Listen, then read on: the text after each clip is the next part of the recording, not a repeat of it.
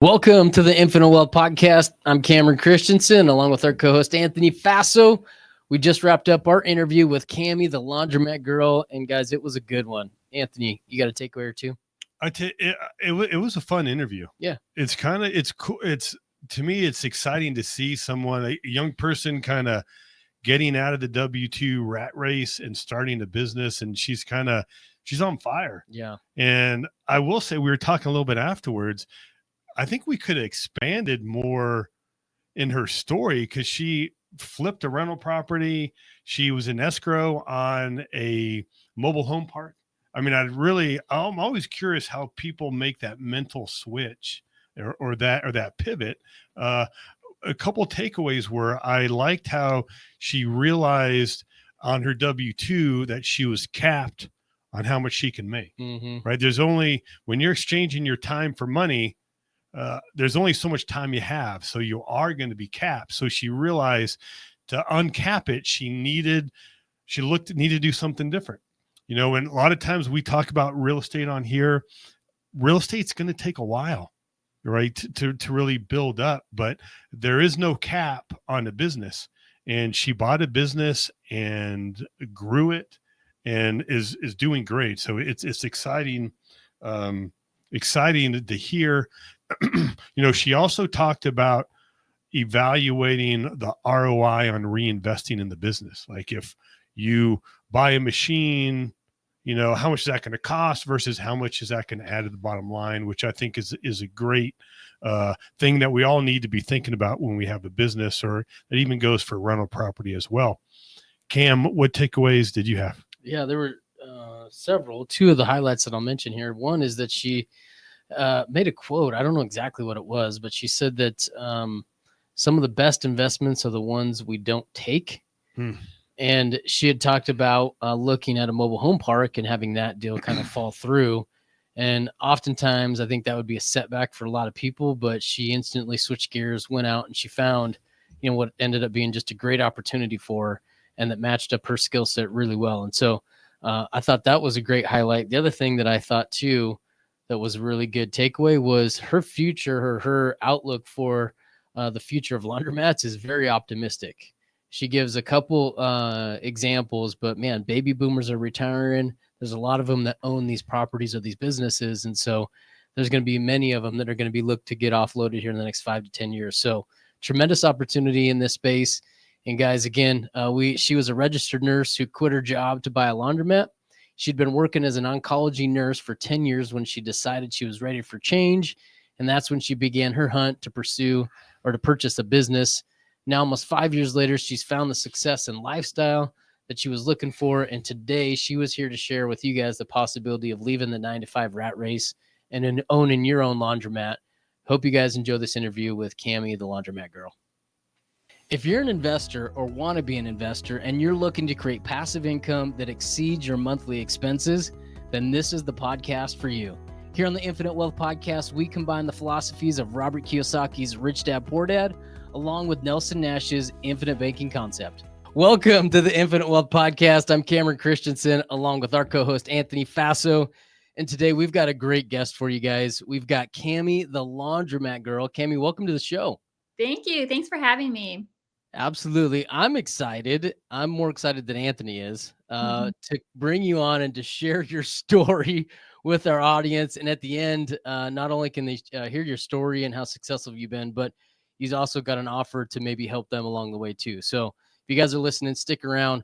But Cami, if you could maybe give us a little bit about your background before we dive into some of the details here. Yeah, so I worked as a registered nurse for about 13 years. Well, probably 10 years by the time I actually bought my laundromat. And so I got to the point where I'd been working as a floor nurse. I did what's called bone marrow transplant nursing. And so it's very stressful and just like a hard job working as a nurse in that unit. And I got to the point where I was just ready to do something different. It's not that I didn't like working as a nurse. I just wanted a change. And so that's when it was actually the year 2021 was when I started looking for a business to buy. And that's when I came across my laundromat. And so 4 years later, here I am, and I absolutely love it. Now, when you say that, I imagine you're scrolling on social media like I do at times, and you saw a laundromat, and you're like, oh, I'm gonna go buy it. But Well, how did a laundromat come up? Well, it's actually really funny because back then, like laundromats weren't like cool like they are now. I feel like laundromats are very much of a hot investment. Yeah. But back in 2020, like they weren't really around, or it wasn't a very well known business, I should say. Because even back in 2020, when I was looking for businesses, like I was on the podcast. I mean, I was listening to podcasts, is what I would say. I was, reading blogs, learning about business, and laundromats just weren't really talked about. At the time, I was actually looking into buying mobile home parks. I was actually under escrow for a mobile home park for a little bit. Luckily, it fell through. But yeah, so even back then, like Cody Sanchez, she's very well known. I Yeah. don't know if you know her. She talks Of about course. laundromats a lot, but back then she wasn't talking about it. They just weren't well known in the business world in social media. And so it really wasn't until I kind of really got lucky. I saw this laundromat listed online and I just thought, oh, I think I could do that. And I remember calling my brother up and going, hey, like, have you heard laundromats are a good one? He's like, I think so.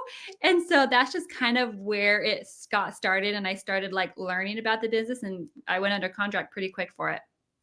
Now, that's a big jump from, I mean, a W-2. I mean, a lot of our listeners are in that W-2 grind and are looking for ways to get out of the rat race. Oftentimes people do something slowly where maybe they're getting into real estate, but buying a business is a great opportunity. I'm curious what made you open to get a business? Did you have business experience before, or were family members or parents entrepreneurs, or how did you get to this point? Yeah, honestly, I don't know. It's a little funny because I've been a W-2 my whole life. My parents have been W-2s their whole lives. My brother-in-law had a business, but like it didn't really affect me, I guess, that Mhm. much. I just also knew working as a nurse, I knew exactly how much I would be making for the next 20 years. Like when you're an employee, especially in healthcare, you kind of know how much you're going to make. You're going to get those little raises every year. And so I just saw this cap on what my life would be like working as a nurse forever. And I also worked with a lot of nurses that were my parents' age, like older women. And I Mhm. just looked at them and thought, I cannot still be doing this when I'm their age. But I also didn't want to go to school to get more education either. I didn't want to be a nurse practitioner. I didn't want to be a nurse anesthetist. So I Yeah. knew my really only route out of healthcare was owning some sort of business. And I guess I had looked at real estate, but owning real estate is a very slow burn, right? Like when you get into real estate, it's more like long term where I wanted to supplement my income. And so really owning a business was the only avenue in doing that. But I continued to work as a nurse for 3 more years Yeah. after owning my laundromat. So I did do it slow as a just in case. Like I'm definitely a conservative entrepreneur. I'm not that entrepreneur that just jumps in and just Oh, hopes yeah. that it works. I definitely did it very conservative before I actually quit. What was it about the laundromat? You said you saw the ad in there. What was it about it that caught your attention and gave you the confidence to move forward? Yeah, well, I had actually never walked into a laundromat before until I had walked into this laundromat that I bought. Really? Mm. Uh-huh. And so when I walked in, I just had this feeling of just like, I think I can do this. Like a laundromat is a very simple business. Like, and I'm not saying it's easy. It's just the business to run it is simple. It's money in, money out. It wasn't very complicated. And so for me, having no business experience, I just felt like this was something I could do and do it well. Especially when I walked into this laundromat, it was also very run down. It needed a lot of work, like cosmetically. And I had just finished flipping a home. Like I had just Mm. bought and flipped a Oh. home. And so I just went into this going, oh, I could do this again, but laundromat. Like how fun and exciting would this be? And so I saw it as a very good opportunity and something exciting. And I don't know. I just remember walking around that first time in that laundromat going, I can do this. And it felt really good because it is a good business to get into because it's a simple business. As long as you do the basics, a laundromat can do very well. I anticipate that you probably bought it and then money just started flowing in, Oh, right? You were yeah, just like, right. no stress. Exactly. Yeah, yeah. That's what I imagine, but the reality is different. What were maybe some of the struggles that you saw early on that you had to overcome? Was it Mhm. fixing it up? What else was there? There was probably like two things that were really hard for me to like learn as a business owner. The first one was figuring out what my ROI was on investing back into the business. Like, if I were to replace this flooring, will it get me more customers in? If Mm, I redo this, will mm. I get more money? Will I get money back on it? Like, I had a hard time figuring out what was my ROI in upgrading my laundromat. Was hard for me to figure out. With like a house, it's different. It's like, yeah, you renovate the kitchen and bathrooms and the value goes up. But what is that in laundromats, right? And so learning that kind of took me a little bit. And also, I had no one to talk to about laundromats. Mm, I knew no one in my life. I knew one person very distant that I would talk to, but I didn't know him well to call him regularly. And so I really lived on Facebook forums, really, and asking other laundromat owners questions. But really, I kind of felt like I was running solo for a very long time in learning to run this business. Like, my family didn't help me, and not that they, or anything. It was just, this was my business. So this was my thing. I didn't rely on anybody. So it was learning how to teach myself and just hoping it works out. And luckily it did. yeah. Now, Cami, I gotta imagine. I just will go on the assumption, like Cameron, when you went and told your parents and your brothers and family, "Hey, I'm gonna buy a laundromat," I'm sure they were very supportive as well. Yeah, Or were they I like, think "You're so. crazy"? Yeah, I mean, probably both. Probably both. I mean, I think they were very supportive when I told them, but I don't know what they were saying behind the scenes, of course. But I also kind of had like a little bit of a track record of doing well in the projects I had taken on. But the laundromat was like my biggest one. So it was, I'm sure they were questioning it a little bit, but nothing was ever voiced to me. Which is probably a good thing because, making this huge risk of a move, like to buy this laundromat, like that's a life changer. And so luckily no one doubted me because I think their support only helped me. So I was lucky that way. Cammy, if you don't mind me asking, what was kind of the price range of this laundromat? I, Mhm. I really don't have a clue, right? Is it like buying a house? What does that look like? And is there financing available, right? If somebody's out there and looking. Yeah. So laundromats can range from all over, from just like less than 100 grand to like millions. So really, just every laundromat is its own business. My laundromat was for 300,000, and we did Mm. seller financing, which seller financing is really common in laundromats because banks don't really love Yeah. laundromats. And Mhm. so seller financing is really common. And so, but with seller financing, the problem with that is that usually the seller requires a very large down payment. Yeah. And so for my down payment, he wanted 200,000 down, and then he seller financed the remaining 100,000 with a 6% interest rate over 2 years. And so it was Oh, a shoot. big chunk of money to have that 200,000.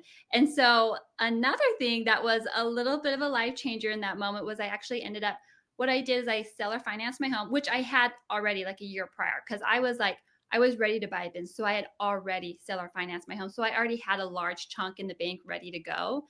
Mm, But that amount still wasn't enough to pay for this 200 down payment, and so I Mhm. eventually borrowed the remaining that I needed and then sold my home and then paid that and used the house to pay off my laundromat. So So, that's how. Cami, you're all in. yeah. Yeah, I know. Like, I look back on it and I think, gosh, I can't believe I did that. But, when you're just like, I was just so hungry to do something, and the only way I was going to make a change was by like proactively doing something. I was tired of waiting on the sidelines. So I was hungry to do it. Now, that is super cool, Cami. Where did you, if you don't mind, where did you get the financing? If not a bank, family, friends, or So I had seller financed my home, pulled that yeah, money out of my home, and yeah. then the remaining that I still needed, I borrowed from a family member, and then once I Okay, sold my home, paid him off, paid the laundromat. okay. Go So looking it was back. really my house that did it. Yeah. Looking back at your situation, you bought yours. Is there opportunities to build laundromats, and is there pros or cons between Mhm. the two? Yeah, I mean, people definitely do build laundromats, but I advise not to. I know, and Okay. I'm usually not black and white on some things, but like this one, I'm like, I wouldn't recommend it. I think to build, especially if it's your first laundromat, like don't build your first laundromat. There's so much that you don't know that you don't know.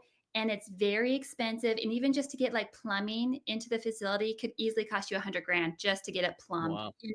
Like it's very expensive, very risky, and you can easily not be profitable for a year. So I just always tell people buy a laundromat, and if you have to redo it, do it. But because usually when you buy a laundromat, the plumbing's all there, the electric's all there, it's all ready to go. Versus having to build new, it's just so risky. So I always say don't build.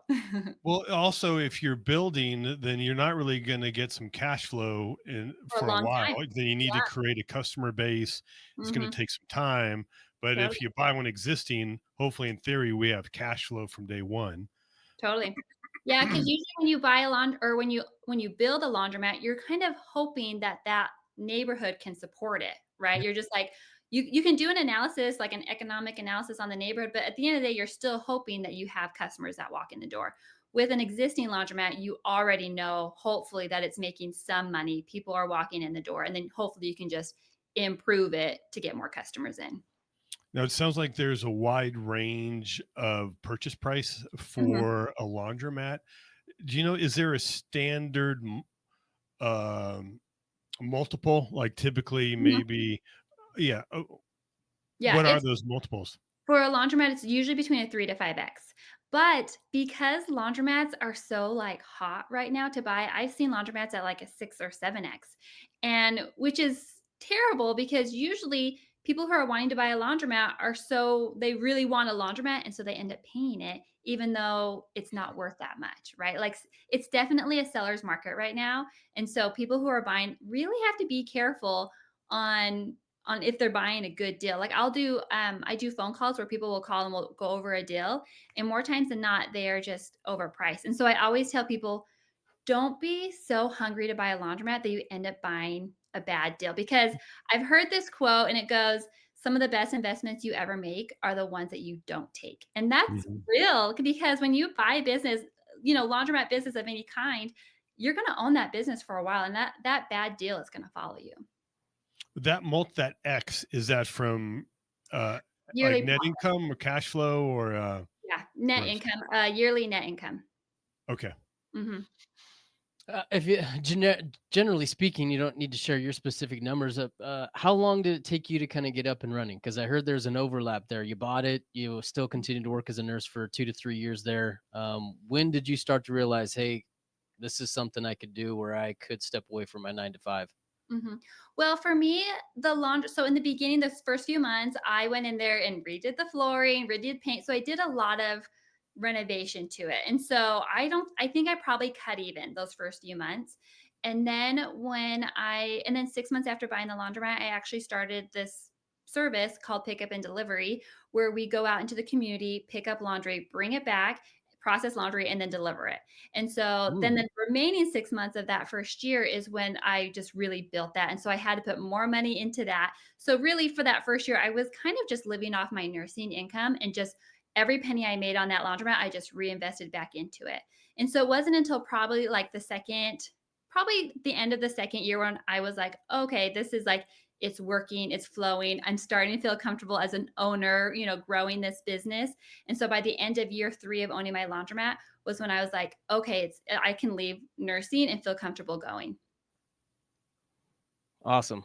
Uh, any plans for future? Are you continuing to look to buy more and maybe some suggestions if somebody's out there, are there certain markets that laundromats are good in, right? What would they be looking for? So for if someone is out there looking for a laundromat, of course you can go online at like Biz by Sell, Yeah. all the business websites. But also when you do that, you're also competing with the masses, right? You're reaching out to these brokers with everybody else.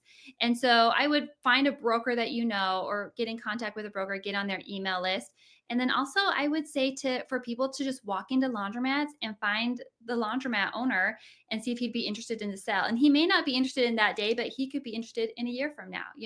Majority of laundromat owners are baby boomers, so they're all retiring. So I would say, to get to know who these laundromat owners are, and the chances of you buying a laundromat is a lot higher when you're more proactive in searching for one versus just scrolling online.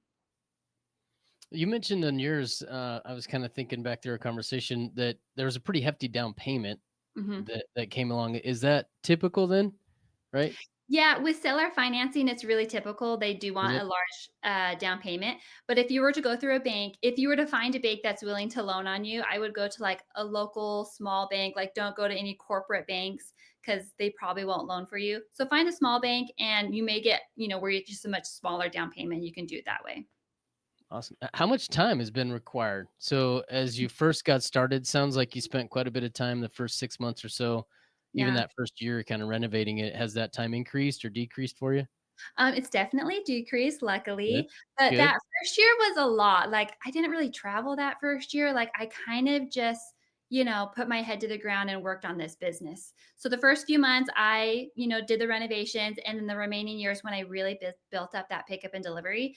And that pickup and delivery, I now I profit about 60%. Like 60% of my profits come from pickup and delivery, and the 40% comes from my actual self serve.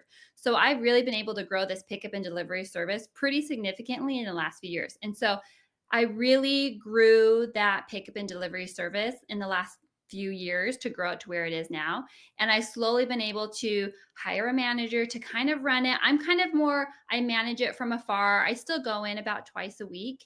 But in the beginning, I was there probably 4 or 5 times a week.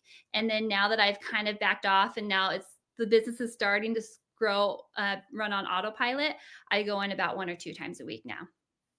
Now, I'm not familiar with laundromats, but the pickup and delivery, that sounds like it's an add-on or kind of value add.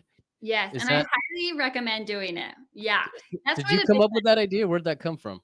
So when I bought my laundromat, I had no clue that this type of service existed out of laundromats. It wasn't until I started joining those Facebook forums where all these owners were talking about this pickup and delivery service. I'm like, what is this?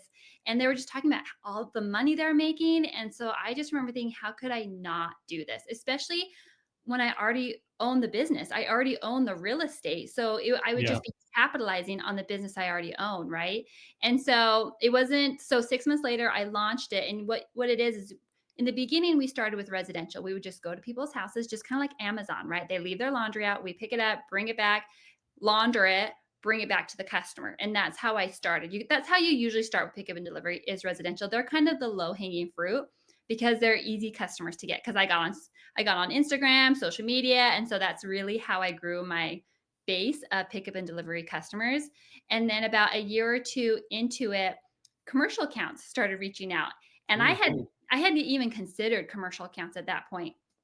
But it turns out they give you a lot more money and they give you a lot more laundry. And so now I kind of focus majority of my pickup and delivery towards commercial accounts, because they're way more bang for your buck, and I just like them more. But you just don't get them as often because commercial is just, they like, my goal for this year of 2025 is to get 6 new commercial accounts, where with residential I could get 6 new residential in 1 week. So mhm. they just don't come around as often, but they pay you a lot more money. So it's been really great. So that pickup and delivery, again, a value add. Are there other things, value adds that you've been able to do? Yeah, there's usually 3 things that you can add value to a laundromat, just like how you're Okay. renovating a house, right? You add value to the house to make it worth more. Same with a laundromat. So it's usually like 3 things. The first one is starting the pickup and delivery service, because now your revenue goes up. So now the laundromat's worth more. The second thing is adding in new machines. So when you put in new washing machines is kind of where you make majority of your money in a laundromat. Dryers, you don't make that much, but washing machines is where the money is. So by adding in new machines into your laundromat, there's a lot of, first of all, your customers like new machines, so they'll come to you versus your competitor with old machines. But also with the new machines, there's lots of like upsells. They can do like an extra rinse or pre-rinse or extra hot water. So there's money that can be made in that way. Plus the new machines, they're more energy efficient, so they're easier on your Mm. bills too. And then the third way that you can add value to a laundromat is offering some sort of card system. So the more ways that you can give your customers options to pay you, the better. So with EBT, credit card, debit, Apple, and cash, the better. Well, Cami, there's another value add that you haven't mentioned because Yeah. I went through your TikTok, and you put a vending machine in. Yes. Uh-huh. Yeah. Vending machines do great. I mean, I probably profit about $300 to $400 a month off my vending machine. Mhm. So it does pretty well. I feel like people talk about vending machines a lot, but they like on social media, they're kind of like Yeah. cool again, Yeah. right? But me having a vending machine, like I like it, like it's good money, but it's also a lot of work. Like having to go shopping, haul all the food back and forth, like Mm. keeping track of what's being sold, what's not sold. It's actually a lot of work and like labor intensive.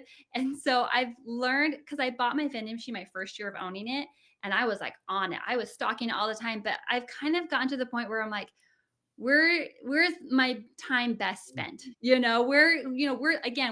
my ROI on my time where I can be making more money doing this versus grocery Mm. shopping for Snicker bars, Granted, that is something I could outsource to one of my employees, but I just haven't gotten there yet. They're already so busy that I would Mhm. just feel bad asking them to do it. So I just haven't done it yet.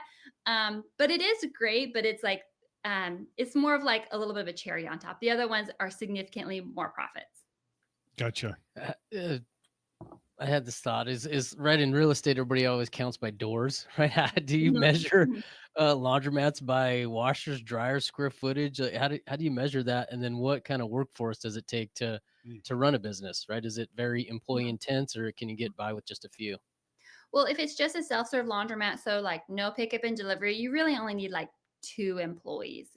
Every Okay. kind of owner runs it differently. Some owners won't even have employees and they'll just hire a cleaning lady to come in once a day. So it's just completely unstaffed.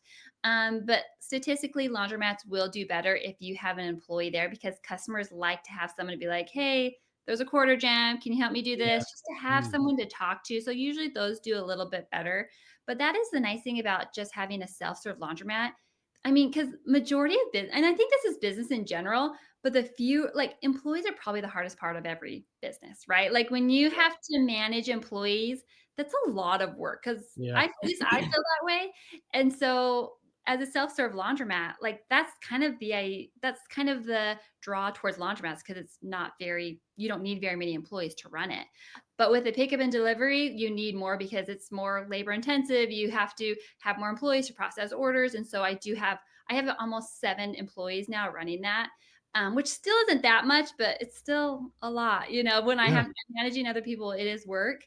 But if you're just doing self-serve, it's a good side gig to have if you're planning on working a full-time job. So you can easily run a self-serve laundromat at the same time. Now, Cami, how would you say, in regards to owning a laundromat and running a laundromat, who do you think like something like that's for, or maybe who like it's not for? I would say someone owning a laundromat or buying a laundromat, it's definitely not for someone who thinks this is passive income or it's owner absentee, right? People love throwing those words out. They're like, oh, I just Yeah. want a passive income business. I want, absentee. And I think a lot of people think that, and it can be to some regard. But when you don't pay attention to your business in general, like it's not going to grow, it's not going to do better. And so anyone who has that type of mindset going into a laundromat, they're not going to make as much money or could easily fail. And so I think the person who has ambition to like grow it, to do those like 3 things to add value to a laundromat and have like this, fire under them to want to do something to make it better, though that's the ideal person to buy a laundromat because like I said earlier, a majority of laundromat owners are baby boomers. And so they don't have those. They don't have tech. They don't have website. They don't have card options. Mhm. And so there's so much opportunity in laundromats for people to come in and make it better. And so it's a very exciting transition because I think there's a big reputation for laundromats that they're dirty, gross, in really bad neighborhoods. And so if you can just keep a clean laundromat, have card system, have nice machines, it's going to put you above the rest, put you above your competition, by tenfold. And it's not hard to do. So I hear kind of a pretty optimistic outlook on laundromats moving forward, right? Yeah, Uh, I think so. Yeah, especially if you were to add on pickup and deliver, like that's like owning a laundromat. It's very much like having a self-serve laundromat. It's very like average money. It's pretty good, like it's great for as much work you have to do to make that money. It's pretty good. But when you add pickup and delivery, like that's where the big money is. Like that's where the huge opportunity is building and growing that. Love it. So if somebody's out there listening, right, and they're like, man, you know what? I'm a registered nurse. I'm sick of my job, right? I want to get out of the 9 to 5 rat race. Mhm. What resources are available? I heard you mention that sometimes you'll take calls Yeah. with somebody to maybe analyze a deal. In addition to that, what else is available? Yeah. So about 6 months ago, I started social media on Instagram and TikTok just to kind of record what I do. And Mhm. no joke, probably, I mean, every day I would have the exact same questions. How do I start? Where do I go? Like, literally, those were the only questions that people would message me.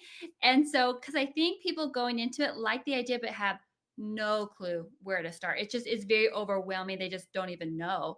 And so Sure. I put together a guide giving them like basics, like step 1, step 2, step 3 on how to get started, how to value a laundromat. People don't know how to do that. People don't Yeah. know where to find it for sale. And then even just like owning and running it.